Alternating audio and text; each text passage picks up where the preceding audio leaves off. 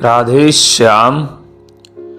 श्रीमद् भागवत में प्रथम स्कंद में वेद व्यास मुनि श्री नारद मुनि से बोल रहे हैं कि हे प्रभु, आपने इतनी सारी चीज़ें बताई हैं कि हमें ये नहीं करना चाहिए, ये नहीं करना चाहिए, लेकिन इन सब से कलयुगी जीव का उद्धार कैसे होगा। कलयुगी जीव को यहाँ पे बड़ा विशिष्ट अलग बताया जा रहा है बाकी सब युगों के जीवों से, क्योंकि कलयुगी जीव के लिए वहाँ पे एक श्लोक आता है, मंद सुमंद मतयो। मंद सुमंद का मतलब है, मंद उन्हें बोलते हैं जिनको कुछ पता ही नहीं है, जिन्हें मतलब पूरे तरीके से वो एकदम अंधकार में है, एकदम अज्ञान में है, जिन लोगों को कुछ पता नहीं है उन्हें मंद बोला जाता है। और एक विशेष शब्द यहाँ पे दूसरा यूज होता है, सुमंद मतयो। उनकी मति एक तो मंद मति वाले हैं और दूसरे सुमंद मति वाले हैं। सुमंद किन्हें बोला जा रहा है, सुमंद मति किन की है? इनको सब कुछ पता है मतलब इन्होंने सब कुछ सुना है, सब कुछ पढ़ा है शास्त्रों के अंदर, और उसके बावजूद ये गलती करते हैं, उसके बावजूद भी ये अपराध करते हैं और अपने को उससे रोक नहीं पाते हैं। तो ऐसे जीवों को सुमंद बोला गया है। ये एक सामान्य व्याख्या दी गई है कलयुगी जीव के लिए। और ऊपर से इनका जो भाग्य है वो एकदम मंद भाग्य है, वो भी एकदम फॉर्चून तो है ही नहीं, अच्छा फॉर्चून तो है ही नहीं। इसी तरीके का एक प्रश्न श्रीमद् भगवद गीता में अर्जुन भी तीसरे अध्याय में भगवान से करते हैं। वो भी बड़ा सुंदर प्रश्न है और बहुत उपयुक्त है आज के युग के हिसाब से और आगे आने वाले समय में भी। और ये प्रश्न केवल अर्जुन का नहीं है, ये प्रश्न बहुत सारे व्यक्तियों का है। और अर्जुन पूछते हैं, भगवद गीता के अध्याय 3 का श्लोक संख्या है 36। अथ केन प्रयुक्तोऽयं पापं चरति पूरुषः अनिच्छन्नपि वार्ष्णेय बलादिव नियोजितः। अर्जुन पूछ रहे हैं भगवान से, हे वृष्णिवंशी, मनुष्य न चाहते हुए भी पाप कर्मों के लिए प्रेरित क्यों होता है? ऐसा लगता है कि उसे बलपूर्वक उनमें लगाया जा रहा हो। मतलब कि वो पाप कर्म करना नहीं चाहता है, उसे पता है कि ये गलत है, लेकिन उसके बावजूद वो उसकी तरफ झुकता है। जब हम कहीं फंसते हैं, किसी स्थिति में आ जाते हैं, तो हम सराउंडिंग को देख के उन पाप कर्मों का डिसीजन ले लेते हैं, या हमारा मन स्वाभाविक रूप से उन पाप कर्मों में चला जाता है। उस समय जो हमारे दिमाग की सिचुएशन होती है उसे देख के। तो अर्जुन भगवान से पूछ रहा है कि ऐसा कौन है, ऐसी क्या चीज है जो उसको बलपूर्वक पाप कर्मों की तरफ प्रेरित करती है। तो श्री भगवान कृष्ण इसका बहुत सुंदर उत्तर देते हैं, इसीलिए श्रीमद् भगवद गीता में हर प्रश्न का उत्तर है। ऐसे प्रश्न का जो कोई सोच नहीं सकता है, ऐसे प्रश्न का भी उत्तर दे रहे हैं। भगवान बोल रहे हैं, काम एष क्रोध एष रजोगुण समुद्भवः महासनो महापाप्मा विद्येनमिह वैरिणम्। श्री भगवान ने कहा है, हे अर्जुन, इसका कारण रजोगुण के संपर्क से उत्पन्न काम है, जो बाद में क्रोध का रूप धारण करता है और जो इस संसार का सर्वभक्षी पापी शत्रु है। भगवान क्या कह रहे हैं अर्जुन से कि यहां पे भगवान काम को अल्टीमेटली, काम जो है, काम का मतलब क्या है? अनफुलफिल्ड डिजायर्स, जिन इच्छाओं की जरूरत नहीं है, उन इच्छाओं को केवल अपनी इंद्रिय तृप्ति के लिए करना, इसको काम बोलते हैं। काम का मतलब केवल सेक्स वगैरह नहीं होता है। काम का मतलब होता है हमारे बिना काम की जो इच्छाएं हैं, जो कभी पूरी ही नहीं होती हैं। हमेशा आज मेरे पास एक गाड़ी है तो 2 गाड़ी चाहिए, आज मेरे पास 1 लाख रुपए है तो मुझे फिर 10 लाख रुपए चाहिए। इसे काम बोला जाता है। भगवान बोल रहे हैं ये जो काम है, और काम किससे उत्पन्न होता है? रजोगुण से उत्पन्न होता है। जब ये काम की पुष्टि नहीं होती है, जब ये इस काम को मतलब हम संतुष्ट नहीं हो पाते हैं, तो फिर उससे चिड़चिड़ापन आता है। उस चिड़चिड़ेपन से क्या होता है? क्रोध उत्पन्न होता है। ठीक है,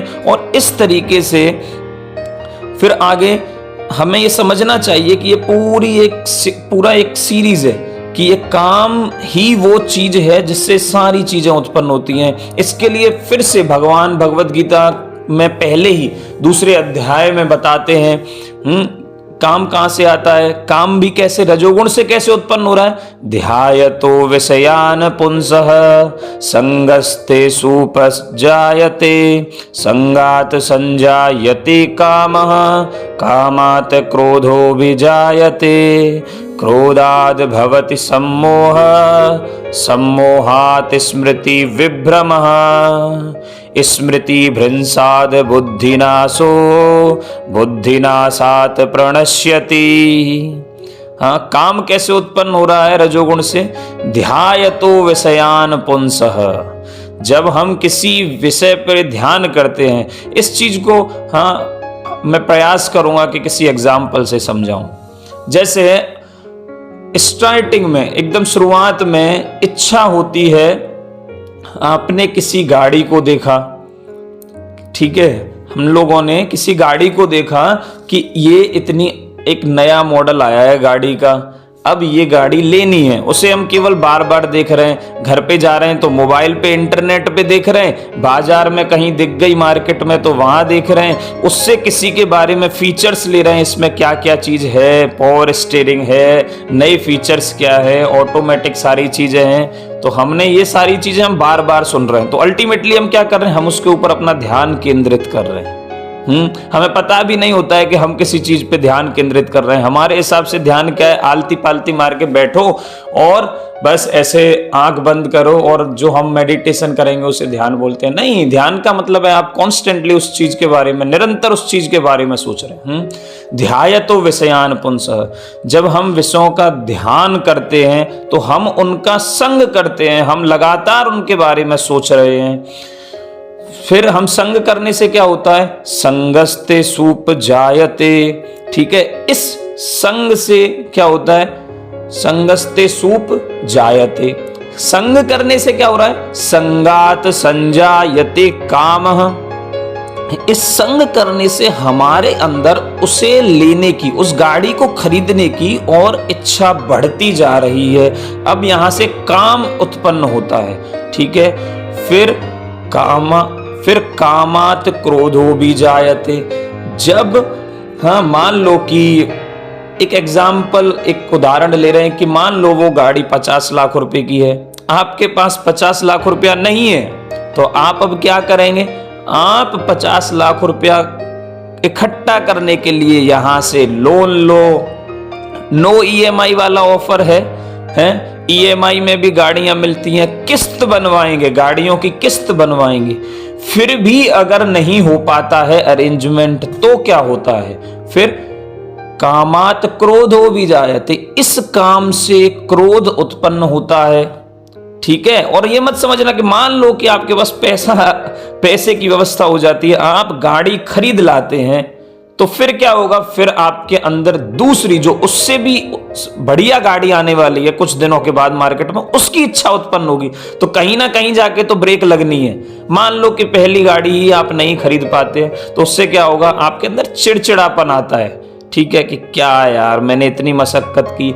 फिर धीमे धीमे अंदर वो क्रोध, फिर वो काम क्या है? क्रोध को जन्म देता है। कि मैंने कुछ नहीं किया जिंदगी में, मुझे अब और पैसा कमाना है।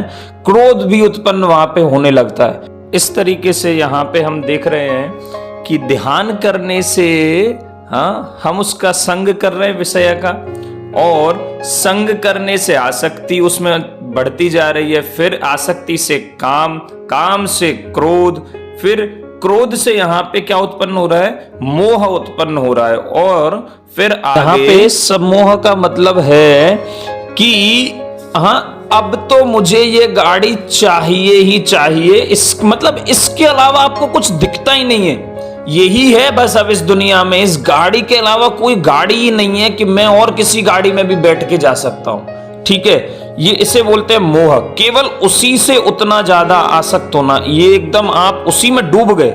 ठीक है, मोह से फिर क्या होता है, सम्मोहात क्रोधात भवति सम्मोह, ये सम्मोह उत्पन्न हो गया। अब सम्मोहात स्मृति विभ्रमः, सम्मोह मतलब मोह उत्पन्न होने से क्या होता है, स्मृति का विभ्रम होता है। विभ्रम का मतलब है यहाँ पे स्मृति, स्मरण शक्ति नष्ट हो जाती है, मतलब आप ये भूल जाते हैं कि इसके अलावा भी कोई दुनिया है।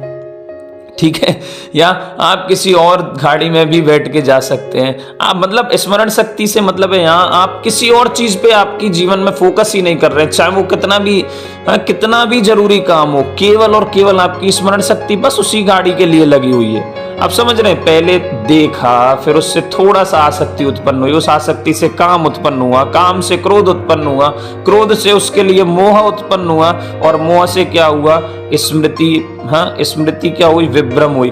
फिर स्मृति के विस्मरण होने से क्या होता है, स्मरण शक्ति के जाने से क्या होता है, स्मृति भ्रंशाद बुद्धिनाशो, और जब ये स्मरण शक्ति भ्रमित हो जाती है तो फिर क्या होता है, बुद्धि नष्ट हो जाती है। पूरे तरीके से बस आपा ही खो देते हैं, अब तो गाड़ी चाहिए, कैसे भी पैसे अरेंज करूं, चाहे चुकाने के लिए ना हो पैसे। ठीक है, तो फिर क्या होता है, बुद्धि पूरे तरीके से नष्ट हो जाती है। फिर क्या करेंगे आप, ये भूल जाएंगे कि मैं पैसा कैसे अरेंज करूंगा। अब तो बस आपको वो दिख रहा है कि मेरे पास कैसे भी फिलहाल 50 लाख आने चाहिए, चाहे मेरा पूरा जीवन निकल जाए उन 50 लाख को चुकाते चुकाते और मैं ना चुका पाऊं, चाहे मैं कितना परेशान हूंगा, ये सारी चीजें आप भूल गए। ठीक है, और बुद्धि जब नष्ट हो गई, ठीक है, स्मृति बुद्धि नाश हो, स्मृति स्मरण शक्ति के जाने से क्या हो रहा है, बुद्धि नष्ट हो जाती है, और जब बुद्धि नष्ट हो जाती है तो फिर क्या होता है, भगवान बोल रहे हैं, मनुष्य कहां दोबारा इस भौतिक संसार के अंधे कुएं में गिर जाता है। और बुद्धिनाशो बुद्धिनाशात प्रणश्यति, बुद्धिनाश होने से क्या होता है, मनुष्य का पतन हो जाता है। पतन का मतलब है फिर से भवबंधन में गिर जाता है। हाँ, मतलब वो फिर उसी में लगा रहेगा, गाड़ी ये वो, कभी वो खत्म ही नहीं होगा। तो हमें ये समझना चाहिए, श्रीमद् भगवद गीता में कितना वैज्ञानिक रूप से इसे समझाया गया है, एकदम परफेक्ट साइकोलॉजिकल थिंकिंग है, और ये सारी चीजें एक सीक्वेंस से चलती हैं। तो हमें इसमें ध्यान क्या रखना है, अगर हमें कोशिश करनी है कि हम इन चीजों से बचें, तो इसके लिए आपको जहां से ये शुरुआत होती है, शुरुआत काम से होती है, लेकिन ये काम कहां से उत्पन्न हो रहा है, ध्यायतो विषयान पुंसः, लगातार उस चीज के बारे में ध्यान करने से। तो आप और हम सब लोगों को बस इतना इसमें ध्यान रखना है कि हम जो चीज जिस चीज की जरूरत नहीं है उस चीज के बारे में ज्यादा इंटरनेट पे सर्च करना, बिना फिजूल के समय व्यर्थ करना। आप एक छोटी गाड़ी में बैठो, एक बड़ी गाड़ी में बैठो, उससे कोई फर्क नहीं पड़ता है। क्या फर्क पड़ता है उससे, भाई सीट तो उतनी ही है, ठीक है, स्टीयरिंग दोनों में। तो आप जिन चीजों की आवश्यकता नहीं है जीवन में, हमें उन पे ध्यान लगाने से, उनका संग करने से बचना चाहिए। तो अल्टीमेटली बात आती है असत्संग त्यागो, यही वैष्णवाचार। चैतन्य महाप्रभु क्या कह रहे हैं कि असत्संग त्यागना चाहिए। असत्संग में यहाँ पे केवल व्यक्ति का असत्संग नहीं है, सत्संग में यहाँ पे असत्संग का मतलब क्या है, व्यक्ति हो चाहे वस्तु हो, जो बिल्कुल सत्य नहीं है, जो सच्चा नहीं है, जो मतलब सही संग नहीं है, जो साधु संग नहीं है। और वस्तुओं का साधु संग कैसे, जो भगवान से संबंधित चीजें हैं, केवल हमें उनका संग करना चाहिए। हमें मंदिर जाना चाहिए या हमें साधुओं के साथ बैठना चाहिए हमें हर चीज को भगवान से संबद्ध करके देखना है तो होगा सत्संग। अगर भगवान साइड में हुए तो असत्संग तुरंत चालू हो जाता है। ऐसा नहीं है कि आप इस दुनिया की मोरलिटी में डील कर रहे हैं तो आप सत्संग में जी रहे हैं, नहीं, उसे सत्संग नहीं बोलते। हर वो चीज जिसमें भगवान केंद्रित नहीं है उस सबको हम क्या बोलते हैं, असत्संग बोलते हैं। तो ये बहुत अच्छा सीक्वेंस भगवान भगवत गीता में समझा रहे हैं और अर्जुन इतना सुंदर प्रश्न करके ये चीजें पूछ रहा है कि हम नहीं चाहते हैं फिर भी हम प्रेरित होते हैं ऐसे काम के लिए। और भगवान कितना सुंदर उत्तर दे रहे हैं उसके लिए। क्या उत्तर दिया है? कि ये सारी चीजें काम रजोगुण से उत्पन्न हो रहा है और फिर क्रोध जो कि तमोगुण से उत्पन्न होता है। देखो उत्पत्ति दोनों की अल्टीमेटली है रजोगुण, लेकिन क्रोध में जैसे ही व्यक्ति, क्रोध वाली अवस्था में जैसे ही व्यक्ति एंटर करता है वहां से तमोगुण का आधिपत्य चालू हो जाता है। तो ये चीजें हमें समझनी चाहिए। राधे श्याम।